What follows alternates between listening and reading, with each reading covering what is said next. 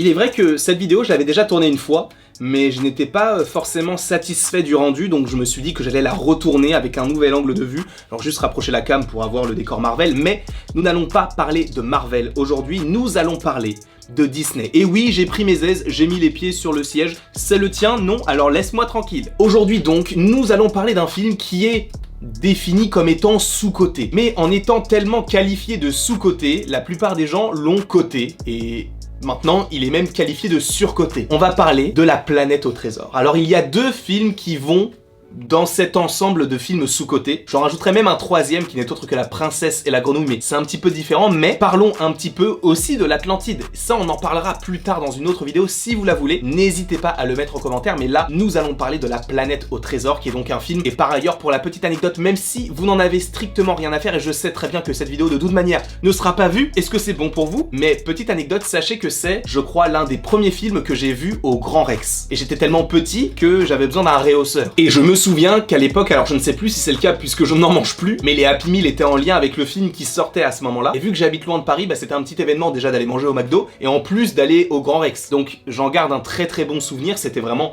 pour moi c'était immense, tu vois. C'était un écran, déjà c'est l'un des plus grands d'Europe. Mais pour moi c'était vraiment très particulier parce que j'étais tout petit dans une immense salle, donc c'était fou. Et oui, donc le film est sorti en 2002. Donc j'avais 4 ans. Ce film est réalisé donc par Ron Clements et John Musker, et je trouve sincèrement que c'était l'un des films les plus sous-cotés de l'histoire de Disney puisque personne n'en parlait. Le lore est juste incroyable et je pense que les gens l'ont possiblement réévalué par rapport notamment à ce qui est sorti récemment. Et il y a ce côté de c'était mieux avant, et pour le coup, là je suis d'accord avec cet aspect-là. Je ne dis pas que les films d'animation d'aujourd'hui ne sont pas bons, bien au contraire, il y a des masterclass, j'ai beaucoup aimé Luca, j'attends énormément Elio, Le Chapeauté 2 était une masterclass, il y a énormément de films qui sont bons et d'autres qui vont émerger mais qui vont être des pépites. Quand tu prends du recul et que tu regardes ce que fait Disney Pictures, tu te dis, bah ouais, possiblement que ce qui a été fait avant, bah c'était peut-être un petit peu plus que j'apprécie moi, puisque du Raya, du Vaiana, du Zootopie, alors j'ai beaucoup aimé ces films, bon un petit peu moins Zootopie, mais j'ai bien aimé Vaiana surtout, mais le fait est que je n'arrive pas réellement à me remettre dans une aventure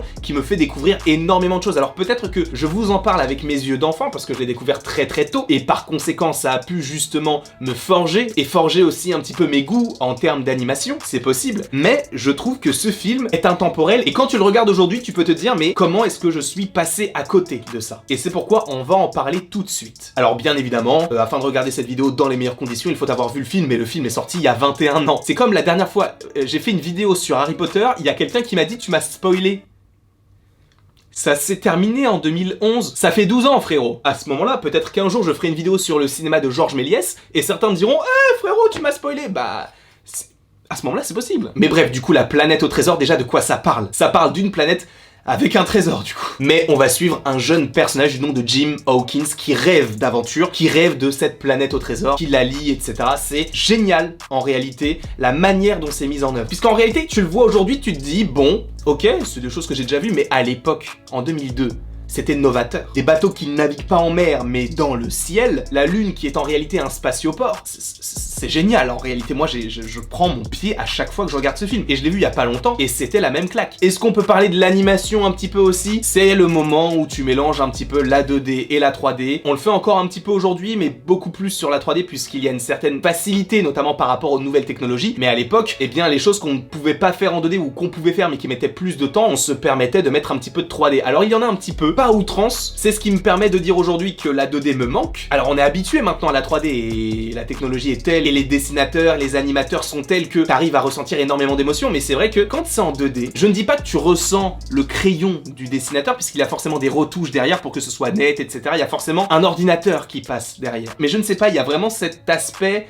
de réalisme dans la technique. Là où, quand tu fais de la 3D, tu passes par un ordinateur. Alors je ne dénigre absolument pas la 3D, je suis désolé, mais je suis le fan numéro 1 en France de Pixar. Alors cette distinction, entre guillemets, n'a pas été prouvée, mais je le prouverai un jour. On fera un quiz Pixar et je serai premier. Peut-être pas, mais je suis le premier défenseur de Pixar. Quand ils font des bonnes choses, je suis le premier à le dire et à les défendre. Et cela n'enlève rien au fait qu'en plus de ça, Pixar a démocratisé la 3D et a réinventé l'animation. Mais c'est vrai que quand tu vois de la 2D, je sais pas, il y a ce côté pas plus intimiste, mais un petit peu plus personnel. Je ne sais pas si vous voyez ce que je veux dire. Mais déjà donc, par rapport à l'esthétique, pour moi, c'est génial. Je ne peux rien dire dessus, c'est totalement ce que j'aime dans le cinéma d'animation. En plus de ça, bon, on est quand même du côté de Disney, donc on a des petits personnages un petit peu mignons, notamment le personnage de Morph, qui nous permet bien sûr après de vendre des jouets. Même si, bon, pour le coup, personne n'a acheté de jouets la planète au trésor. Puisque les seuls jouets qu'on avait, c'était les jouets du Happy Meal. Mais comme je vous l'ai dit, les planètes, le lore, les personnages extrêmement bien développés. Silver, le personnage de Silver est l'un des meilleurs personnages de l'univers de Disney. Alors, ce n'est évidemment que mon avis dans cette vidéo, mais il a toutes les qualités du personnage parfait. L'amitié,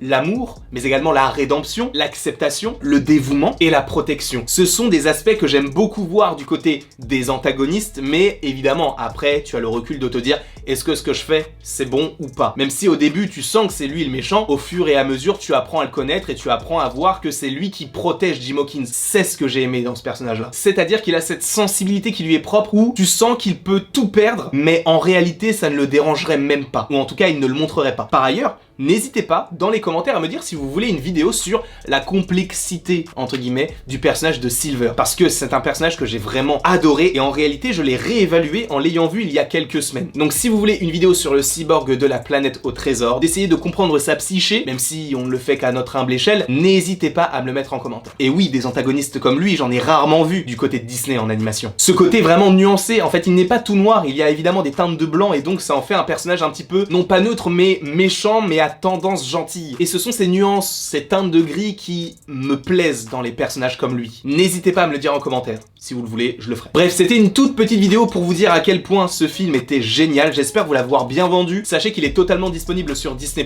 en France. Foncez le voir. Je ne peux que vous inviter à voir ce film qui est pour moi l'un des Disney les plus sous-cotés. Et justement, comme je vous l'ai dit en préambule de cette vidéo, on parle souvent de ce film qui est sous-coté, mais à force de dire qu'il est sous-coté, les gens donc l'ont réévalué. Et ça me dérange un petit peu après qu'on dise qu'il est surcoté parce qu'en réalité, il ne l'a jamais été. En réalité, je ne peux même pas dire que tout le monde disait qu'il était mauvais puisque personne n'en parlait. Et ce film et l'Atlantide sont pour moi deux films bien trop sous-estimés. Et j'ai une crainte, mais vraiment une immense crainte, c'est que connaissant maintenant la nouvelle direction du côté de Disney, de faire de plus en plus de live action, là on va avoir Lilo et Stitch, j'attends de voir quand même, celui-ci m'intrigue beaucoup parce que Lilo et Stitch, je suis un énorme fan, avec évidemment Hamsterfield, ce genre de petit bonhomme là, j'adore, je suis fan. Mais c'est vrai que voir un live action sur la planète au trésor, pour moi ce serait une très mauvaise idée. Laissez ce film tranquille. Quoi qu'il en soit, je vous remercie grandement d'avoir regardé cette vidéo. N'hésitez pas à l'aimer, à la partager, à la commenter et à vous abonner.